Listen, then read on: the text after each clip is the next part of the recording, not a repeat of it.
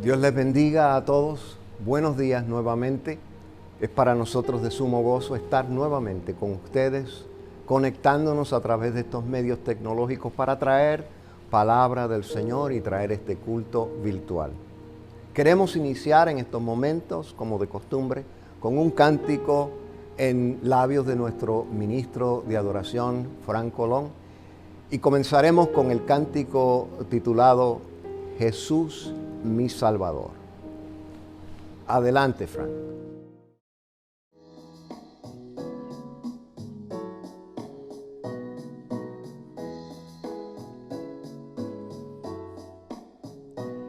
Jesús, mi Salvador, cuánto te amo.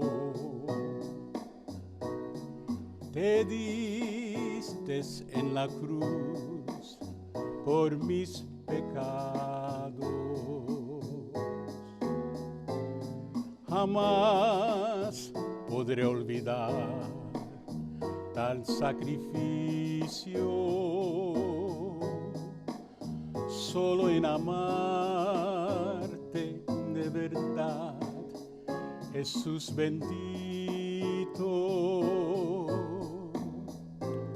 No puedo olvidar tan sacrificio,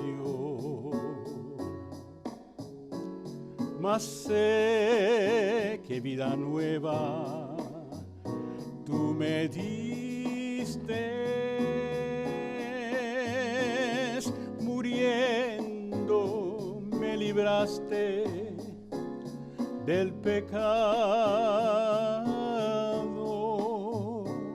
Jesús, mi Salvador, cuánto te amo.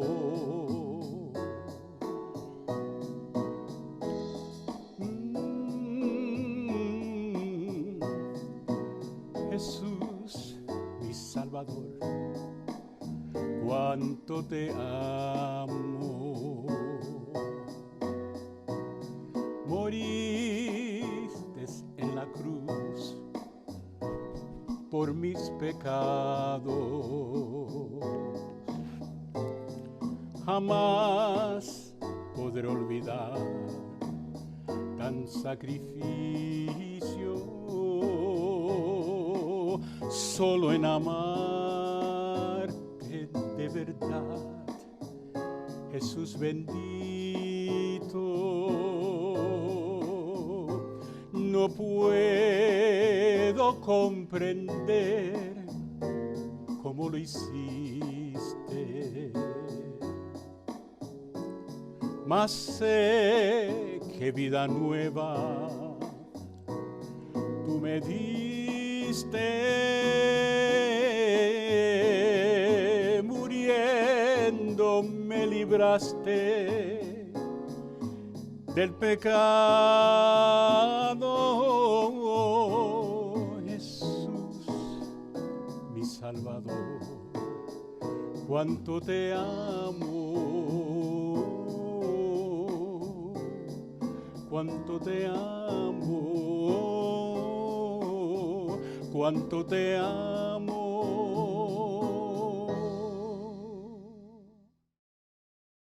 Nuevamente finalizando nuestra secuencia de predicaciones sobre el libro de Nehemías, hemos escogido los versículos 28 y 29 del capítulo 10 y la palabra del Señor lee de la siguiente manera. Y el resto del pueblo, los sacerdotes, levitas, porteros y cantores, los sirvientes del templo y todos los que se habían apartado de los pueblos de las tierras, de la tierra a la ley de Dios, con sus mujeres, sus hijos e hijas, todo el que tenía comprensión y discernimiento, se reunieron con sus hermanos y sus principales para protestar y jurar que andarían en la ley de Dios, que fue dada por Moisés, siervo de Dios, y que guardarían y cumplirían todos los mandamientos, decretos y estatutos de Jehová, su Señor. Que Dios bendiga su palabra en nuestras vidas. A este punto de la narrativa, en la historia de la restauración del pueblo judío, después del retorno del exilio, ya el pueblo había logrado mucho en torno a las reconstrucciones de la infraestructura, en torno a la reorganización social y política de la población, en torno a la restauración de la ley de Dios para solidificar su fe en el Dios que los escogió como pueblo separado con una misión especial en la humanidad. Pero ahora ven la imperiosa necesidad de comprometerse a llevar a cabo acciones dignas de una fe sincera y comprometida. Nuevamente escuchamos cómo dice la narrativa, se comprometieron a protestar y a jurar que andarían en la ley de Dios, que guardarían y cumplirían todos los mandamientos, decretos y estatutos de Jehová el Señor. En otras palabras, entendieron que la fe requiere acciones concretas, medidas precisas, determinaciones sinceras. Entendieron que la fe que es evidente y efectiva requiere gestiones definidas. Y de ahí su nuevo compromiso con Dios y la nación. Y preguntamos nosotros, ¿qué es fe según la Biblia? Fe, de acuerdo a la palabra de Dios, es la aportación del ser humano en el proceso de su relación con Dios. Fe no tiene nada que ver con magia ni con esperanza vana. Fe es la creencia firme, inconmovible que el ser humano deposita en el Dios que es real y fiel. Lo que recibimos de Dios, lo recibimos por la fe. Es la confianza de que nuestras peticiones son válidas y la base para que se realicen. El poder del pensamiento positivo no es fe. Si nuestro pensamiento y seguridad no están fijadas en el Dios que hace posible todas las cosas. La fe que salva no es fe en fe, es fe en Dios. Escuché la historia de un niño que sus padres le habían enseñado a orar todas las noches antes de dormirse y le habían enseñado que Dios es el que siempre cuida de todos en la familia. Un día el niño por el día escuchó a sus padres hablar sobre ciertos problemas y situaciones muy difíciles que la familia estaba pasando. En la noche el niño oró con mucha preocupación y dijo, oh Dios, cuídate, porque si te pasa algo a ti, pobrecita de nuestra familia. Pero qué maravilloso es saber que le servimos al Dios que no solo responde a nuestra fe, sino que su poder y gracia nunca se agota, nunca se acaba.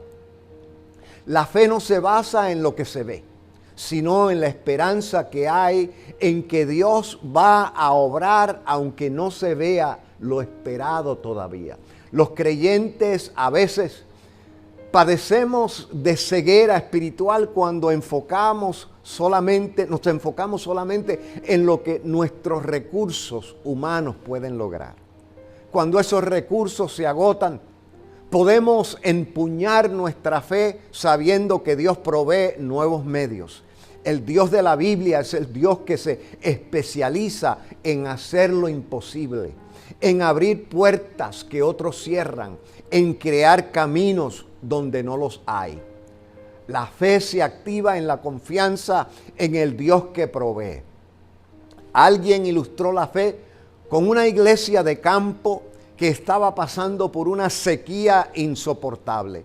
Un domingo el pastor instó a la congregación a orar y a clamar por lluvia nuevamente. El próximo domingo solamente una ancianita llegó a la iglesia con una sombrilla. Es menester que cada persona tenga su propia fe, porque la fe es como darse un duchazo. Te lo tienes que dar tú mismo. Cuando Dios nos pide fe, no nos está pidiendo nada inhumano. La fe es una capacidad humana posible e indispensable. Pero la fe no es un simple sentimiento esotérico sin acciones reales y vivas. La fe, para ser efectiva, debe accionar, debe moverse hacia obras prácticas y auténticas. El capítulo 11 del libro de los Hechos, la carta a la iglesia de los Hebreos, está considerado el capítulo bíblico clásico de la fe. También está considerado el salón de la fama de los héroes de la fe. En ese capítulo se da la lista de los hombres y mujeres que en el pasado vivieron afianzados en la fe en el Dios que los llamó a ser parte de su pueblo especial. Cada uno de los héroes y heroínas mencionados ahí en el libro de los Hebreos se caracterizaron por dos aspectos especiales en su relación con su Dios: una fe inconmovible y una fe activa. Inconmovible porque en su fe tuvieron certeza en lo que esperaban, vieron lo invisible, alcanzaron buen testimonio, vencieron hasta la misma muerte, creyeron y confesaron como hecho lo que aún para ellos no había llegado. Pero también fue una fe activa, fue una fe de obras. En su fe presentaron sacrificios de alabanza y obediencia. Por la fe, Abraham emprendió una caminata con su familia de miles de millas sin saber a dónde iba. Por la fe, Noé preparó un arca, un barco de rescate, esperando un diluvio, una inundación prometida por Dios. Por la fe, Sara tuvo un hijo aún siendo anciana. Por la fe, Jacob impartió a cada uno de sus hijos una bendición futura en base a la promesa que Dios le había hecho a su padre Abraham. Por la fe, José predijo liberación para el pueblo de Israel antes de morir.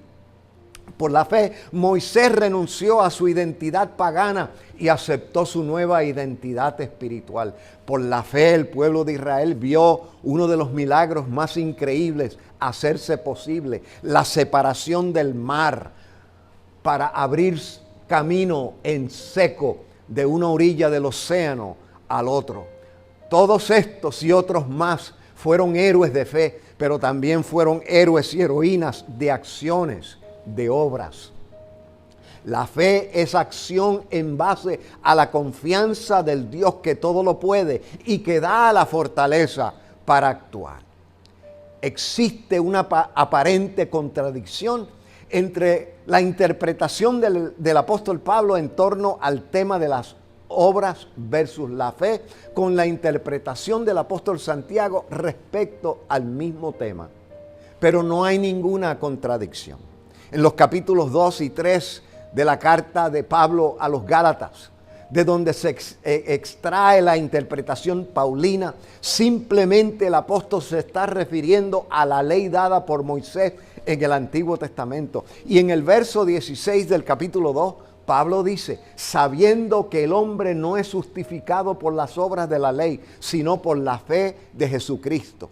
Nosotros también hemos creído en Jesucristo para ser justificados por la fe de Cristo y no por las obras de la ley, por cuanto por las obras de la ley nadie será justificado.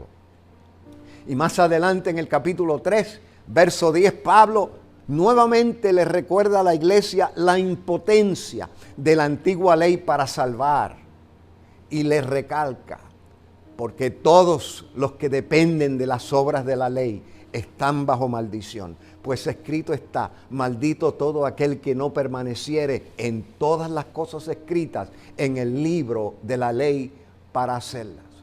Pablo se está refiriendo al concepto de una salvación que se basa solamente en reglamentos humanos, que es impotente y es basada en penitencias corporales y no en la gracia redentora de Dios y su Hijo Jesucristo.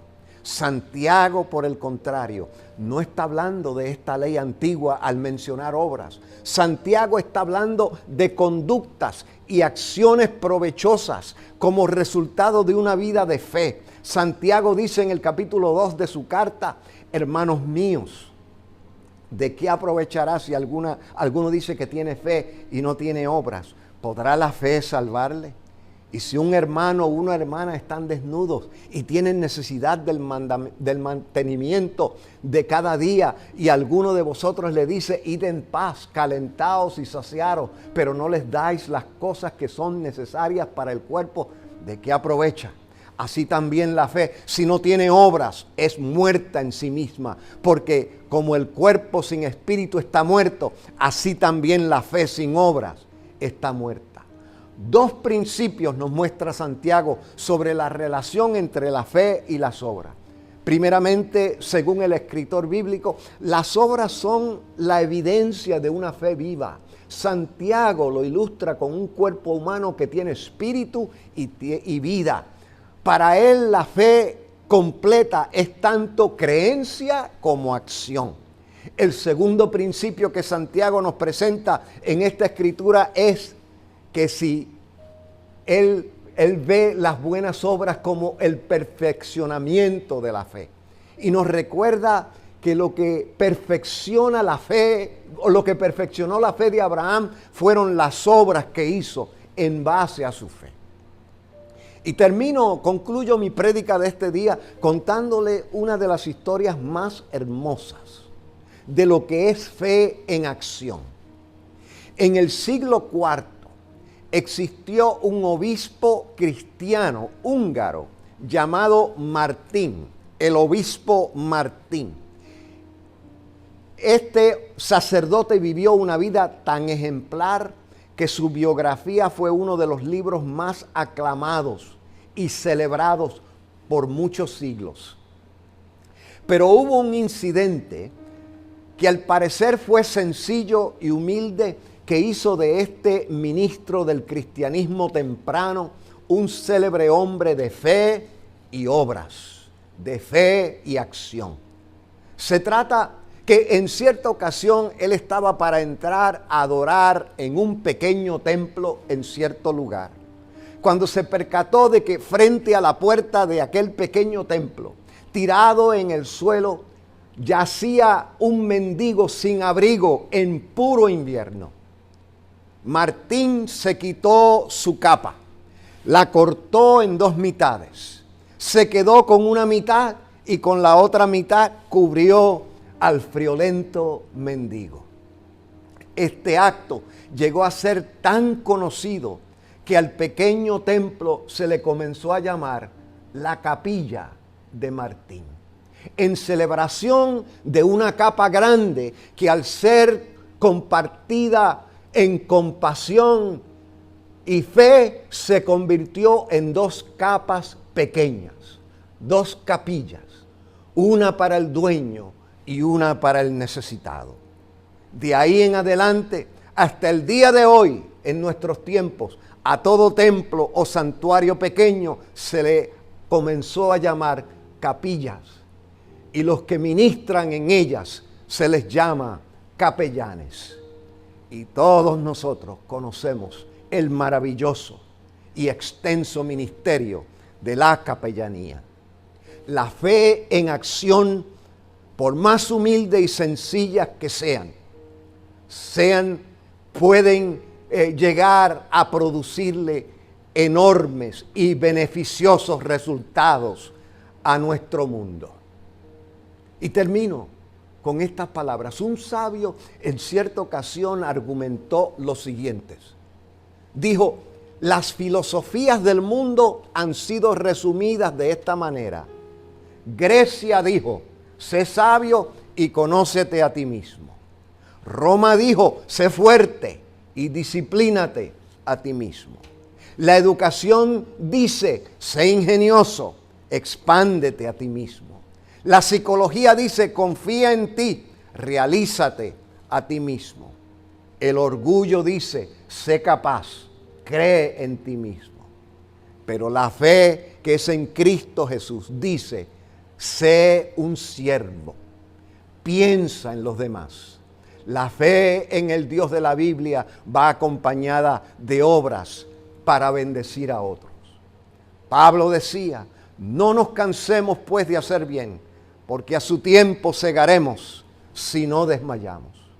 Nuestra fe cuenta mucho para Dios y nuestras obras cuentan mucho para evidenciar nuestra fe. El pueblo judío en el tiempo de Nehemías entendió esta gran verdad y se comprometió este pueblo a acompañar su fe con buenas obras. Al poner nuestras obras al lado de nuestra fe, nos convertimos en eslabones que unen a Dios con nuestros semejantes, porque para buenas obras hemos sido creados. Dios te bendiga. A Dios sea la gloria.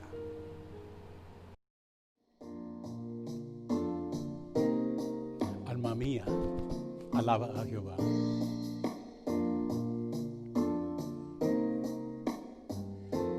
Alma mía, alaba a Jehová, el que te dio la vida y vino a ser morada en ti. Alma mía, no quiero que estés triste, pues Cristo te hizo libre para que puedas alabarle. Alma mía, alaba a Jehová, porque si tú le alabas, yo estaré en paz.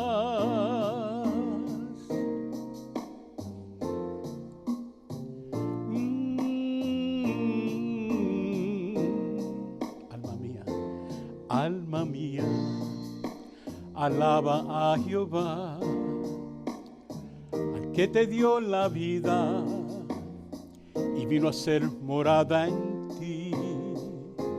Alma mía, no quiero que estés triste, pues Cristo te hizo libre para que puedas alabarle. Alma mía, alaba a Jehová, porque si tú le alabas, yo estaré en paz.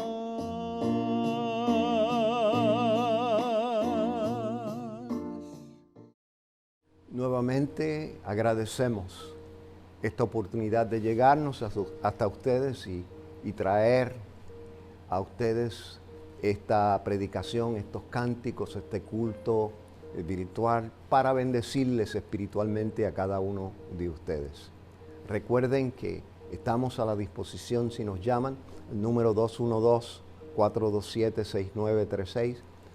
Prontamente estaremos regresando a tener nuestros cultos en nuestro templo y le invitamos, si usted desea visitarnos, nos gustaría conocerles y tenerles con nosotros. Si todavía usted no tiene una iglesia que usted le puede llamar mi iglesia hogar, le ofrecemos la hermosa. Les recibiremos con mucho cariño. Gracias nuevamente por estar con nosotros. Hasta el próximo domingo. Que Dios les bendiga a todos.